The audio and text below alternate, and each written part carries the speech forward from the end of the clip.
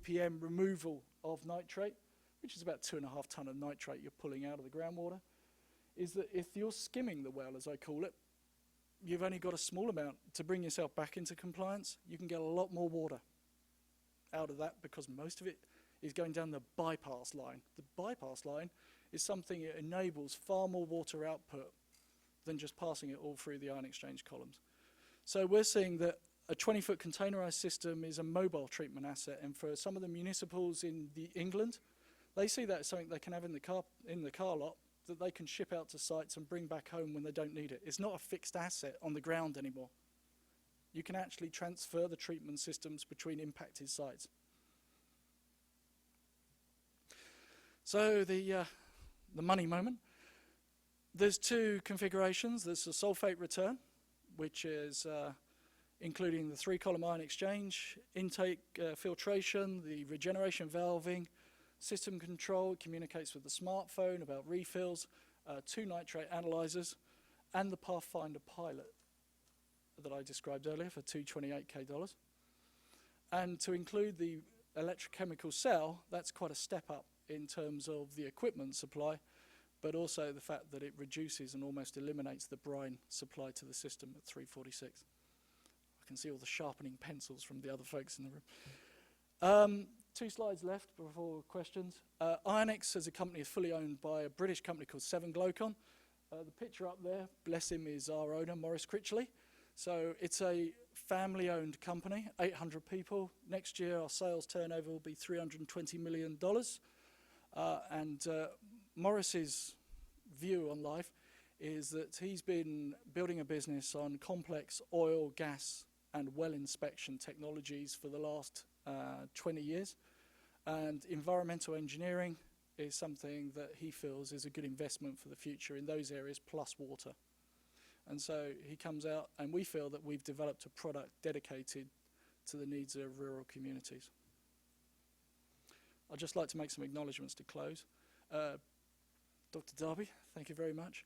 I think that this work that we've done, 2 English guys coming into California, the knowledge that we've gained from understanding what UC Davis have done and the way that DPH have actually structured the way that this is coming together has enabled us to actually dimension the problem and start to ask the right questions far quicker than my previous experience working in the semiconductor industry. So the work that especially Vivian Jensen did in the early days, and Aaron King has recently done looking at the protocol for testing, and thank you for that. I'm not sure if Lee is still in the room, actually, but there he is. So the folks at North Davis Meadows, thank you very much to Lee, you and Jerry, is allowing us to go onto the water well up there, and it was crucial learning, and it was absolutely charming doing a pilot on a golf course. City of Davis down the street, Diana Jensen and Gary, well, they've got the harder bit to come where we put the equipment on the ground, but they've been instrumental in the costs that we've seen. And finally, up at East Bay Mud, Heidi and Sophia, I'd like to make a call out. They've given us some great data and connections about looking at the actual cost of disposal. Thank you very much. Thank you. Any questions?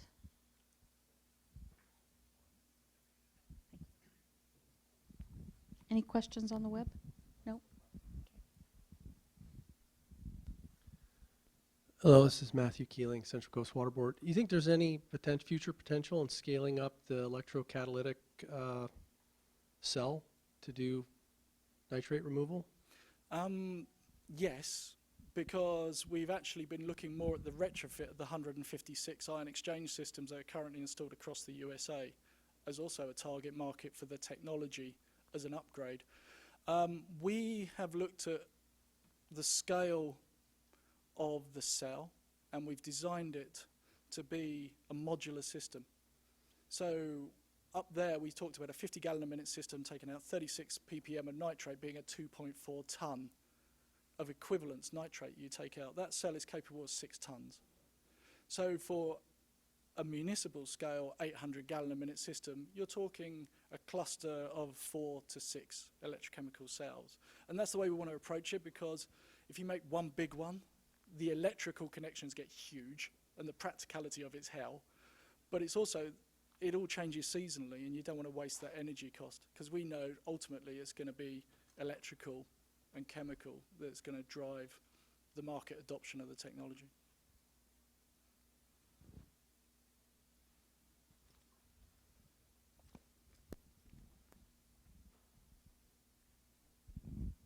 Hi, it's Carl Carlucci from CDPH. I'm wondering on the cell, is there much maintenance required on the cell? Not mechanically on the cell. The maintenance is that the brine that it processes will have a finite life, because although we have a very effective separation of sulfate and bicarb, is that because you recirculate it, the materials that get into the concentrate brine that recirculates, of course, will be additive every time. So the maintenance is actually the replacement of the brine periodically. So our track record at North Davis Meadows is that we did 15 reductions as a test. What we're targeting, based on our measurements of sulfate removal into the drip back, is that we should be able to hit 75 to 100 recycles. But the maintenance is more about replacing that brine in a controlled way. And when I do the calculator, that's T3. And so that's something we feel has got to be a specialist service provider to do that task.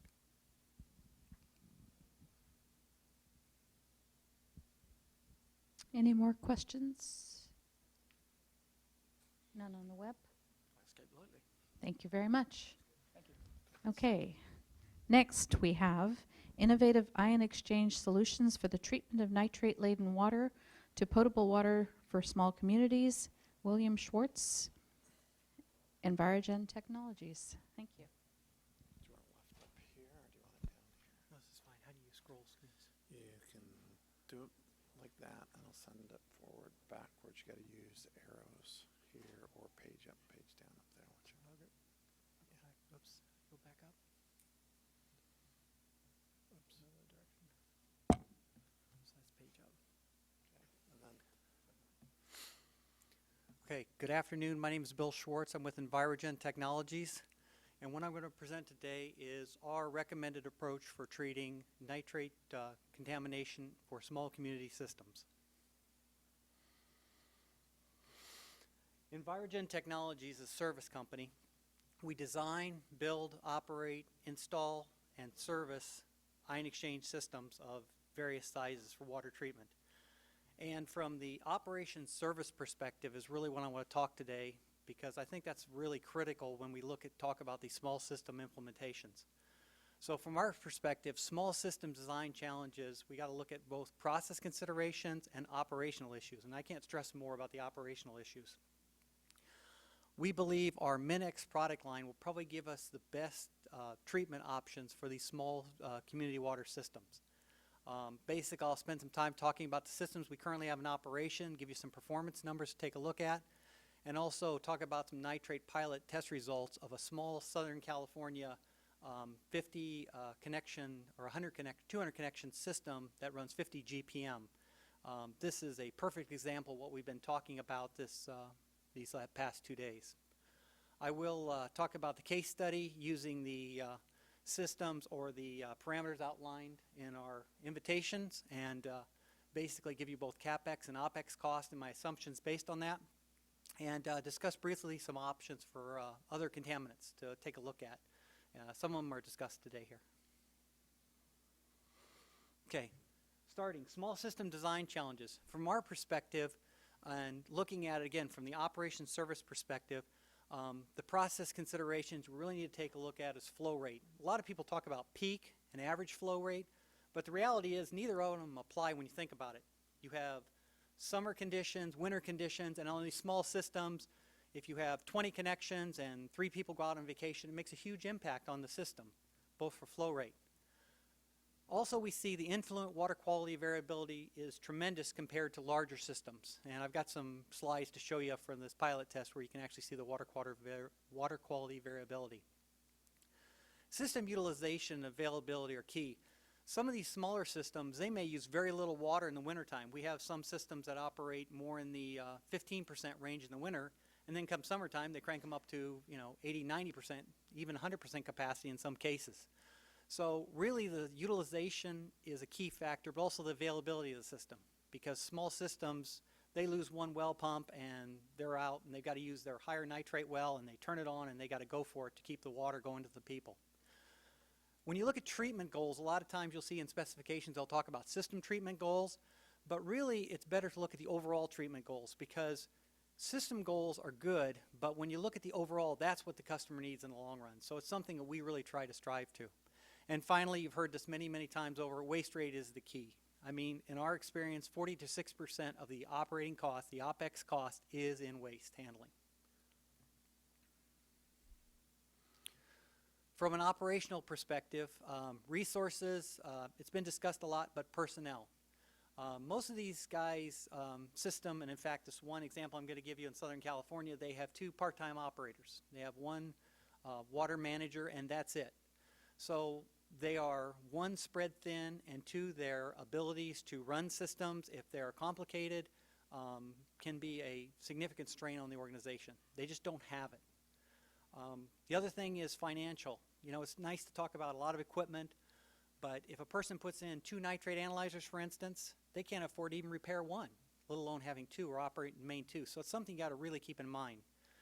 Infrastructure limits, a lot of times these well pumps and controls are all over. They're not hooked together hydraulically correctly, and you have a lot of issues there associated with that. And then the facility, if it exists, has a lot of limitations typically, and utilities. Some of these places don't have enough electricity to even drive some of these systems. So it's really something to keep in mind when you take a look at these things, again, from an operational perspective. And then looking at long-term operation. Technical support, how are they going to get help? Because they're going to run into problems, I guarantee you. Process improvements, things that we can help them to get their waste rates down and improve. How are they going to get those process improvements brought into their facility? And then finally, changing regulations, as we're all painfully aware of. A few years back, Envirogen decided it was important to really take a look at these smaller flow situations. We saw quite a bit of the market. We knew that the large systems were pretty much covered, but it's the smaller systems we saw a market going out there. So to that end, we developed a product line. Basically, we have the Minx product line you see here, which is our 20 to 500 GPM capacity, and that's typically what we use and what we'll recommend for these type of applications. It's a regenerable IX system. It's a simplified version of our Schematic design, which has the lowest waste rate out there, and it's good for indoor applications, especially putting in well pump houses, things like that. Our Minflex design is a very small system. It is also a regenerable system, but it is for low utilization. It has very limited process control and therefore limited flexibility or application. So it's got to be something you put it in once and you don't touch it again. That's it. Our FlexSorb is the classic surface exchange module, typically less than 100 GPM. It's great for high BV applications or people that use intermittent use. And a subset of that is the Clean Point, which I'll talk about a little later on. So talking about regenerable IX system design, which is the focus of today, we really recommend the Minx design. And what that is, it's a countercurrent regeneration to give us a low nitrate leakage, as Chad was alluding to earlier. It's a staggered multiple vessel IX system design, N+1, where N represents the number in service. There is a limit to how low you can go when you stagger them and blend them, because what you're really looking at is internal blending. You're trying to overrun the beds, yet you get internal blending, which eliminates the external blending line and control. We try to use a 2-step brining process. Again, we're enhancing the salt efficiency, trying to get the most out of the salts as we can, and we use water and brine recovery, again, to minimize waste, because that's your biggest cost. Example real quickly, you've probably all seen it before. This is a typical co-current regeneration system. Resin starts in the chloride condition, loads up with sulfate, nitrate, chloride pushes out the bottom. When it's fully exhausted, it's in this form right here. When you go to co-current regeneration, the chloride comes in from the top, the sulfate and nitrate get pushed out of the bottom. You return it to the chloride condition, but you never can get it completely clean. It's just not possible or practical, let's put it that way. So you end up with this little heel. So when it goes back into absorption, again, going back down flow, this heel leaks out. And you'll see that on model runs. As you look at them, you'll see the nitrates and the sulfate will actually come high, go low, and then come back up again. Now, a countercurrent regeneration, which is what we recommend you run, again, same process, loading it, but when you regenerate, you come up from the bottom. And the idea behind it is you're not trying to push all this material this long distance through the bed. You're trying to keep it at the top of the bed, and when you do this, you end up with the same sulfate nitrate heel. You can't get rid of that. That's just the way it works. But it's clear up the top. So when you go back through absorption, this heel is clear up the top and works its way back down the bed. Now you may ask, why is that important? Well, when you look at staggered bed, and this is a typical breakthrough model run, you've seen them before. So here's the bicarbonate, here's your chloride coming down. This is selective resin, so again, you don't see the dumping that Chad alluded to earlier. But basically, depending on where you run on this curve, you can get an effect of blending. So if I come out here and I'm dumping quite a bit of nitrate here, but I'm blending it out with nitrate from here, the overall concentration is much lower. What I can't do is have a bunch of initial nitrate leak out here, because then I can't blend them out. And graphically, you can sort of see this here, or numerically, I should say. So here's an example where we're coming in. We're setting at 445 bed volumes, and at 445 bed volumes, we're dumping 52 ppm of nitrate out of vessel 1, 49 out of vessel 2, but only 6 out of vessel 3. You do a numerical average, 35. Your target was 36 in this particular example. This allows us to run way out on the bed, so we're running this way out on the breakthrough curve. Now, depending on how you design it, you can use non-selective resins. There's a lot of levers and tricks you can pull. And again, based on the breakthrough curve, we take a look at the resins and analyze it. But this is really the key behind it, and you've got to keep the leakage down to make these work correctly. This graphically shows our process control on a Minx, just again to understand. Again, there's a relative loading of the bed. The first one's, third loaded. This one's roughly half loaded. This one's closer to 2/3, 3/4 loaded. And then when this vessel gets completely loaded, this vessel comes online, and it comes online. This vessel goes offline and regenerates. And then this process controller on our standard systems is hooked back through a telemetry unit or back through a phone line. And the idea behind this is this allows you to do remote monitoring if you so desire. And most of our customers do use this because this allows us to dial in, check it out, and make sure things are running correctly. The systems are set up with alarm pages. And again, you can set these alarms to try to control the unit. Again, what we're trying to do is make it so from a user perspective, they don't need to touch it. But if there is a problem, it can tell us what's going on, and we can dial in and check it out and take a look at it. Now, these are settable alarms. You can turn them on and turn them off. And for a test I'm going to show you later, we turn these all off to try to help the operators, and we'll show you the effect of turning these all off and watching operators run our unit. Okay. Looking at the Minx summary real quickly, basically, again, we started this a few years ago, and we really looked at putting in our first unit in 2010 of our Minx unit, Minx Design. 350 GPM, nitrate application, 10.3 coming in, effluent at 3, waste rate of 0.51. In Wisconsin, second site in Wisconsin, we had a flow rate of 265, arsenic unit, influent was 12 micrograms, coming out less than 4, waste rate of 0.08. Again, arsenic has a longer bed volume life, therefore you get a lower waste rate. We're putting in our third unit right now in Kansas City, or Kansas, I should say. It's an installation. It's actually going to start here in 2013. It's a 300 GPM nitrate. So these, again, are a little bigger systems than what we're talking about today, but this is the founding and the base to drive into the next area of our discussion. The more relevant discussion is talking about Lake Morena, Oak Shores Municipal Water Company. It's currently in pilot phase with a design flow rate of 50 GPM. Give you a little background on this. Lake Morena is a 200 connection site. They have 5 wells operating between 5 and 18 GPM capacity. Influent nitrate ranges from 12 to 23 on the different wells. They have one well that kicks out 40 picocuries of uranium with a variation of plus or minus 40. So sometimes it's 0, sometimes it's 80. And they have a treatment goal less than 5 milligrams per liter nitrate as N. This place has an operator, it has the general manager. It has 2 part-time employees that operate the unit. One is a part-time plumber, or is a full-time plumber, part-time operator. The other guy works in as a maintenance to work on a school and a church about 25 miles from the site. So that's who runs the site. They're not there all the time. They trade off. They decided to run a pilot test 4 weeks in length. They didn't have a lot of money, so we basically could supply the unit, train them, go down there a couple times, check out what's going on, answer their questions on the phone, and write the report and help them look through the sort of design issues. So with that, we said, okay, fine. We put the unit up there. We went down there a couple times, set up the unit. Our success criteria is less than 5 milligrams per liter on the effluent, a waste rate of less than 0.5% with a feed of 9 milligrams per liter, and if the feed went above 9 to 25, the waste rate was 1.2%. That's what they wanted just as a demonstration. So week 1, this is what we ran. Again, we were expecting sort of in this range right here, the 11. Actually, this was supposed to be the 9 test. You could see how close we were to 9 on this chart right here. So we weren't even close. We got a waste rate of 0.47%. We were able to operate less than 5 milligrams per liter. But what's interesting is look at this nitrate level. It's all over the board, and it's way higher than what they predicted. Yet we had water quality tests. And the reason why is these wells were fighting each other.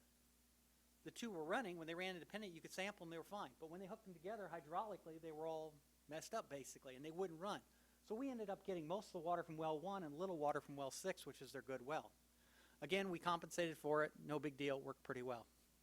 Week 2, we brought on the second well. Again, the second well was supposed to be their other high nitrate well, and indeed it did push up the nitrates.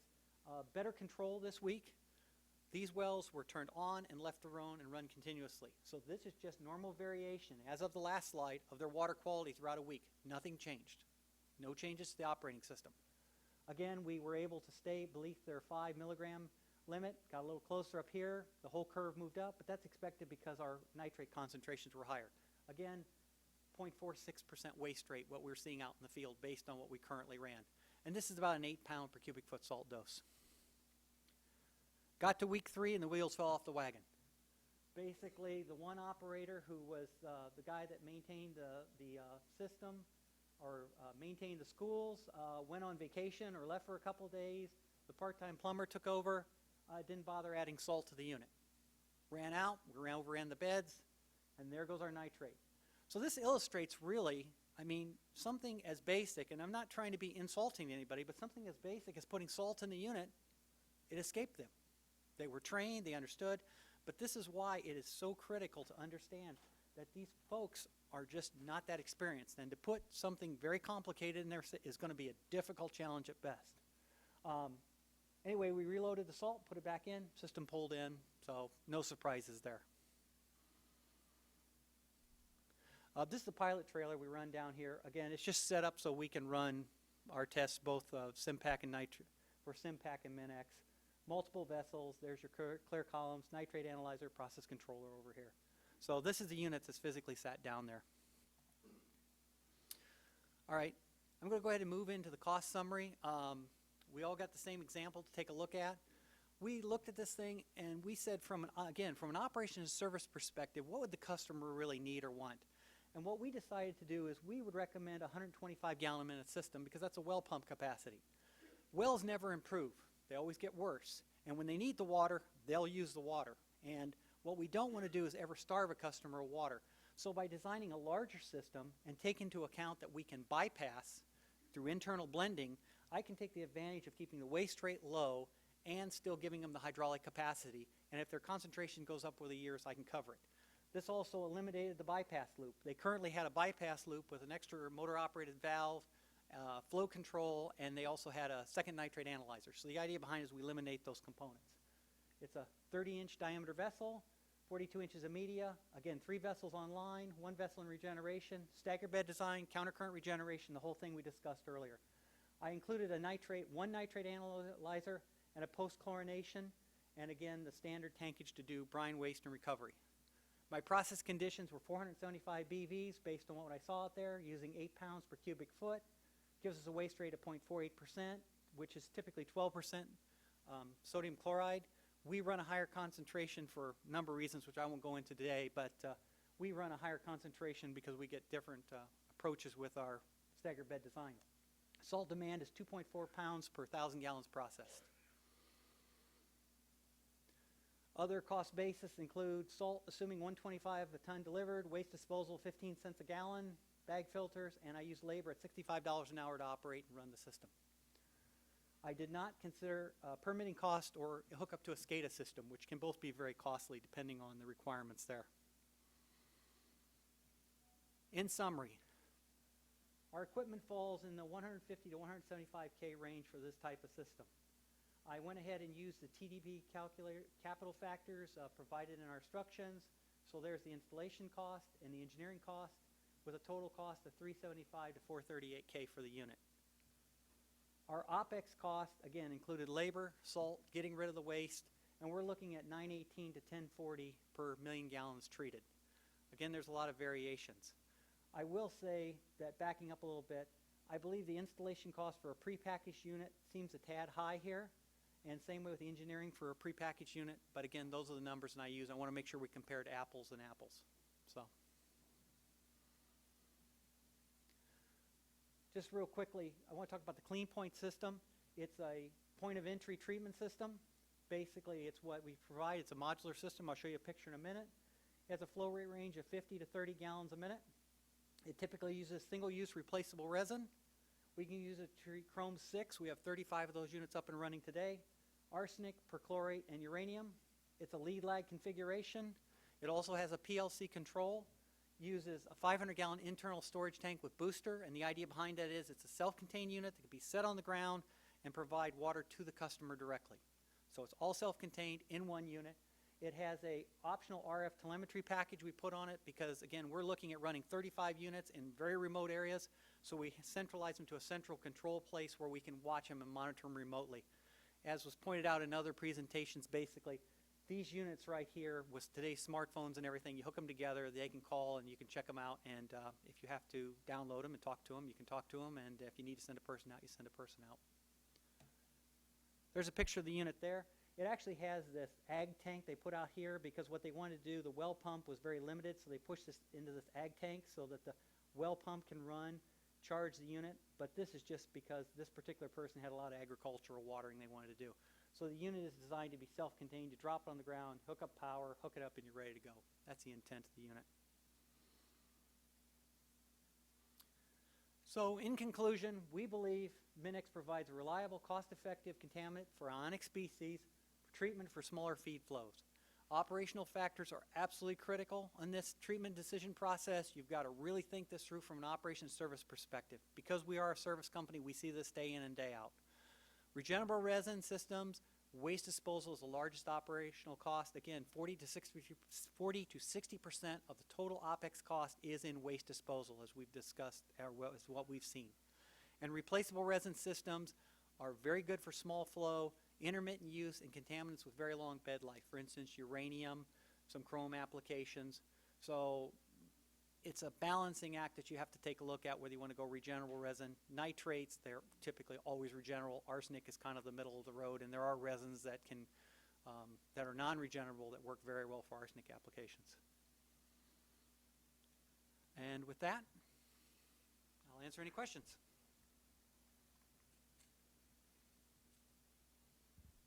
Don't everyone jump up at once.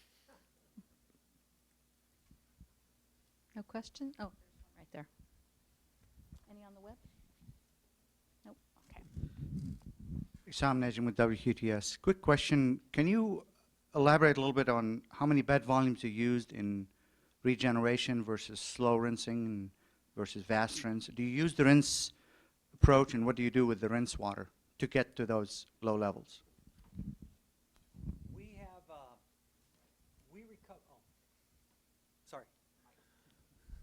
We recover the brine part of the rinse. So what happens is we use a two-stage brining process. And when the water is displaced from the brining process, we recover that. So the water in the brining process is recovered. So that part never goes to waste. On the rinse cycle, what we rinse, that goes to waste. Now, on our SIMPAC design, which is a full cascading where we regenerate 2 vessels, we actually capture the rinse and use it twice. So we can get lower waste rates with that. So the fast rinse and the slow rinse are all wasted in this application. Typically, we're seeing around 2.8 BVs, 2.6 to 2.8 BVs of waste in the rinse cycle between the fast and the slow rinse. If we can recover the rinse to refill the salt tank or to use the first brining step, we'll recover that water at that point. But other than that, it has to be wasted.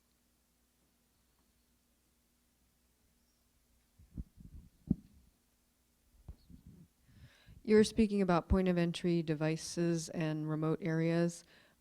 Where does your waste go in those remote areas? Does it go to a gray water system? This particular one is a replaceable resin, so there is no regeneration process, so there is no waste stream associated with it. The resin is loaded up, and when it reaches a certain bed volume point, we go ahead and replace the resin. It's a lead lag setup, so the vessel in the lead position is pulled out of surface, the lag vessel is put in the lead position, and fresh resin is put in the lag position.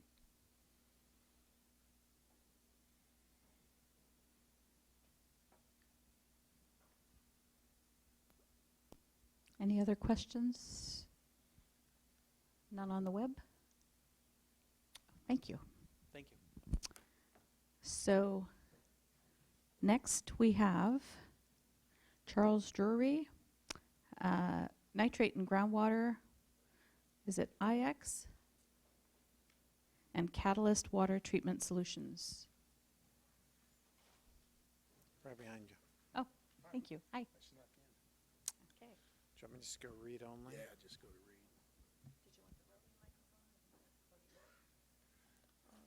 And do you want it up there or down here?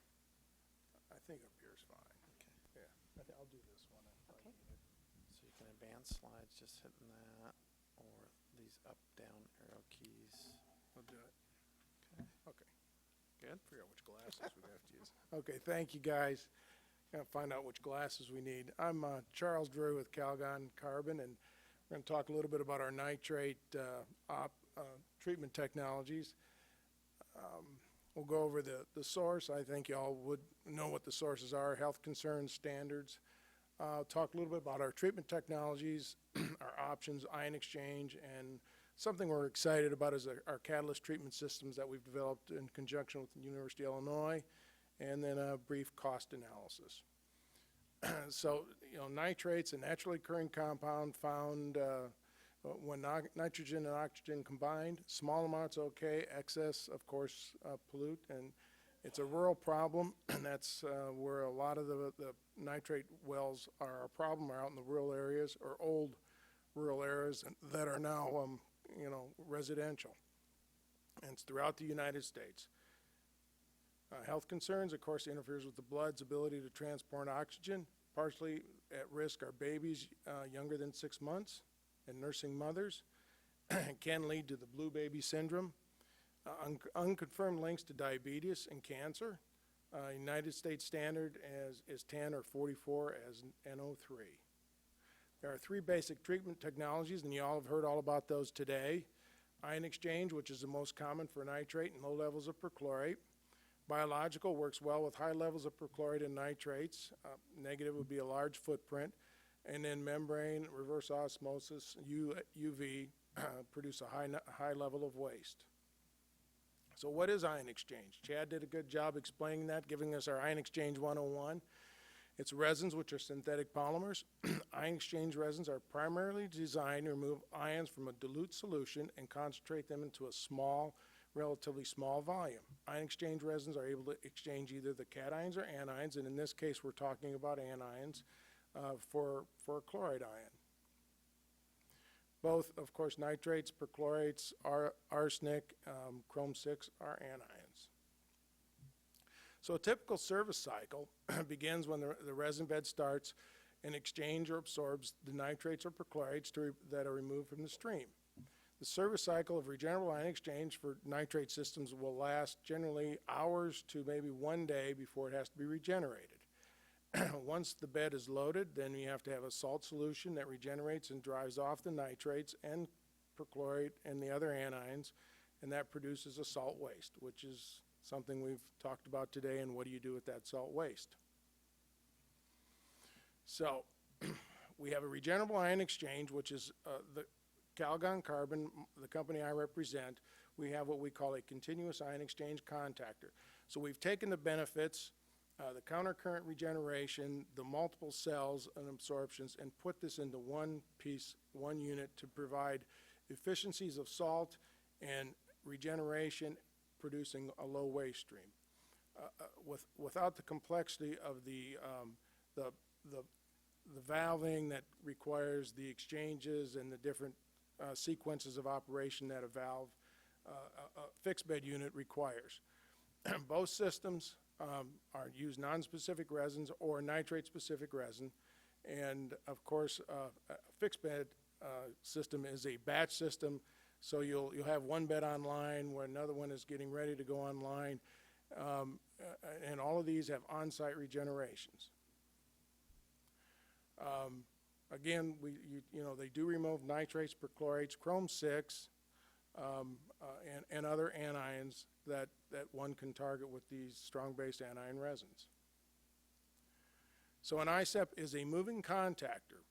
We have less moving parts. We have a valve in this distributor, and I'll show you a picture of that takes the absorption, rinse, and regeneration, and it performs these exchanges at once, and thus allowing us with a very steady state water quality and a very efficient regeneration stream, waste stream, very low regeneration waste stream. A fixed bed unit produces higher waste, and the water quality varies during the absorption cycles. And this is a view of an ISEP. So the blue, we do parallel absorption, and it's on a circular carousel that moves very slowly through the absorption, rinse, and regeneration.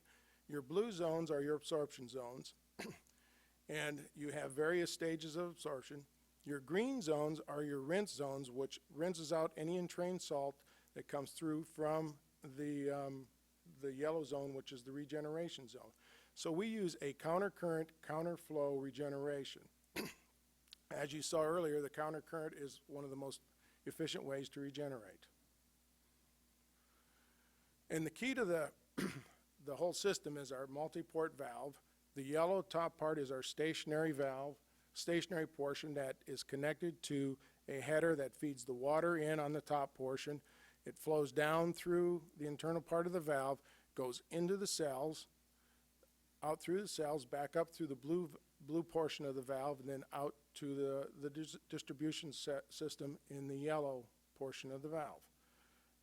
This is what a system looks like. This is a 1,000 gallon a minute system that is about 15 by 15 foot square.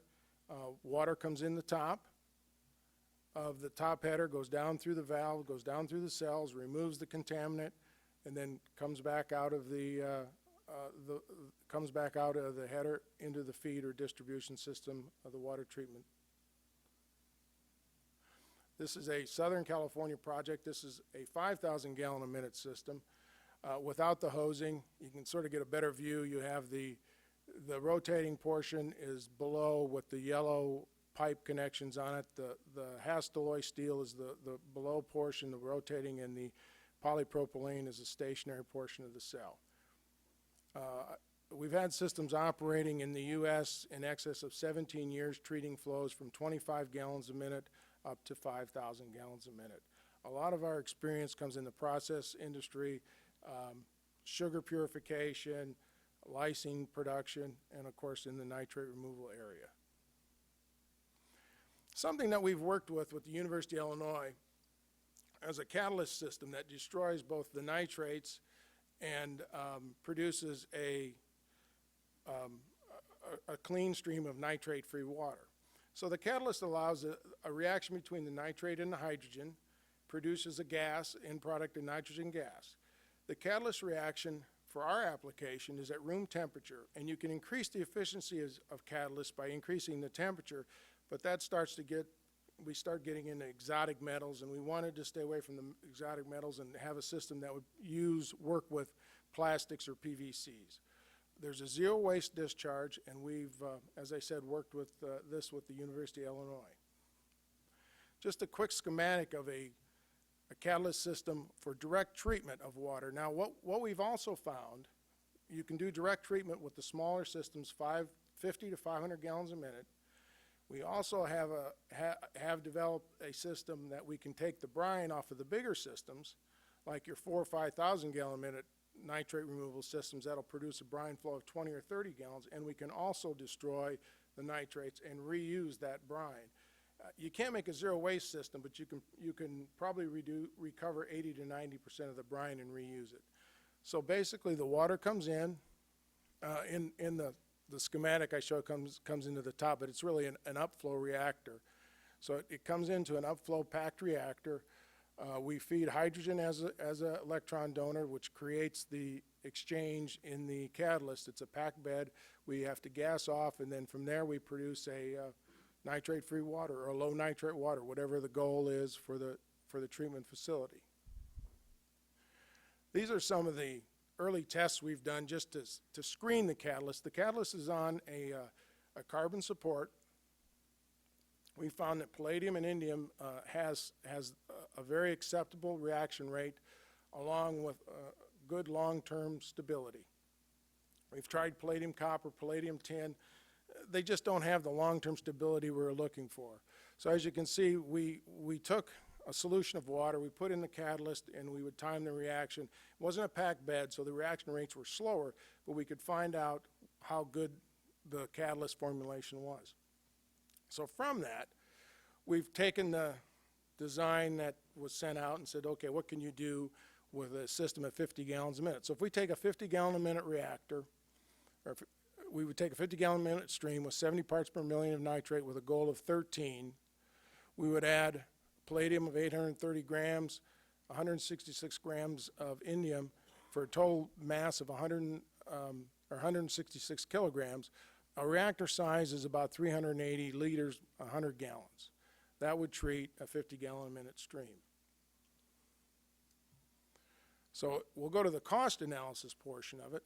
So for the ISEP, which is the standard ion exchange system, the countercurrent flow, we do ranges from 50 to 5,000 gallons a minute.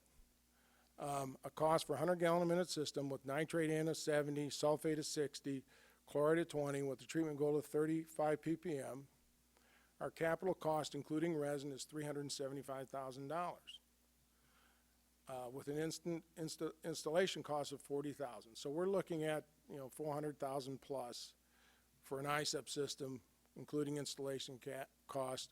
You'll have some tankage. Now, one thing in ISEP, it's fairly standalone. It's fairly easy to operate. We have systems that have basically one-man operation and they run the whole water system. They come by and check it from day to day, week to week, mostly day to day, of course. The salt usage with this scenario is 225 pounds a day. Waste generation is less than 0.2%. So you can use the numbers my other associates have shared with you and extrapolate some numbers and costs.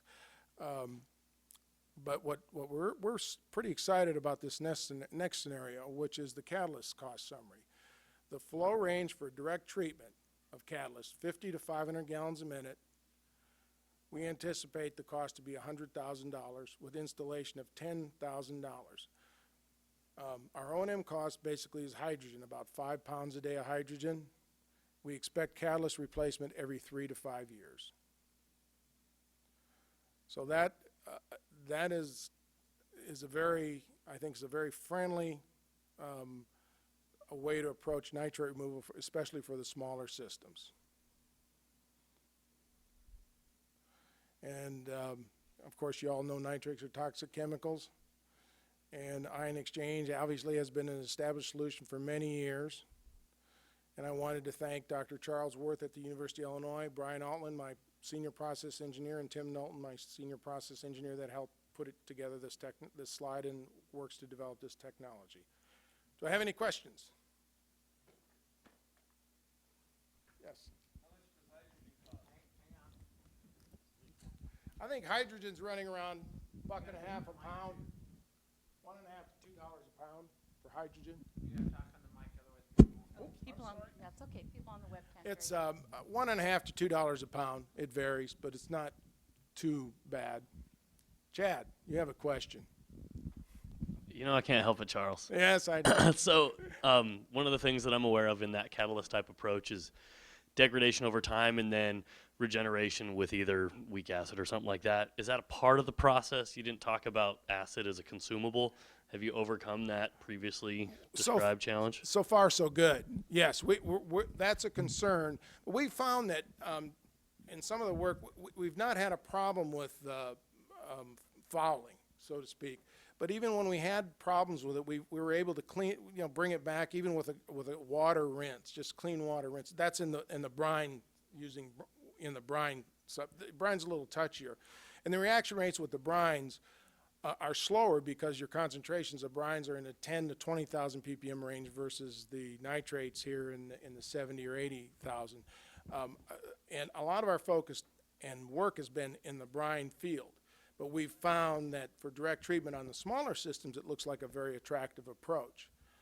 We were planning, but that was part of the work we did earlier, was to find a catalyst that was robust, that would stick. We know we have to have a 3 to 5 year life, because catalyst is not cheap. The palladium, indium, those are all precious metals. So. Eugene Long with Department of Public Health. For the catalyst, what's the current status? Do you have any potable use, and has it been certified to meet NSF NC 61? No, it has not, but it will be as we move forward with our testing. Our plans now at the University of Illinois will be doing pilot testing. We're going to take an ISEP unit, a small ISEP unit, which is a tabletop unit, run the ISEP unit, and then take a catalyst reactor and recycle the brine. That'll be phase 1. We'll make sure that's functional. Then we'll move to one of our partners where we have a full-blown ISEP system in Southern California. We'll work with the DPH and work to certify that system under a pilot scenario where we're not taking any of the water. We'll take the slipstream off of the actual full-scale unit, run the reactor, make sure our rates are consistent, and make sure our catalyst life maintains. And then at that point, we'll start certifying the system and moving forward with the approval processes. And that's on brine. On the direct treatment, to be honest, we're really focusing on the brine side of it right now, but the direct treatment would have the same type of approach. Aaron King from UC Davis. Do you get ammonia production with the catalyst? No, you just get nitrogen gas and oxygen, and that's it. I believe we could even produce a little bit of water. You'll have the nitrogen coming out because you're adding hydrogen, and you're breaking the NO3. You're breaking off the nitrogen. You have the hydrogen and the oxygen forming in the catalyst. But no, there's no ammonia that we found yet. Always qualify that. Other questions? Anything on the web? Nope. Okay, I'm going to take facilitator's privilege here. We have one more presentation before the break, but I noticed that energy is waning, so we're going to take a break right now to get up and stretch and come back at 3 o'clock, 15 minutes, and then we'll go for the home stretch. Thank you. Form as people are coming in. So, when they're coming in, I'll have a left A on one door and I'll do the other door, and then we'll just. And we'll get the ones that are in the room.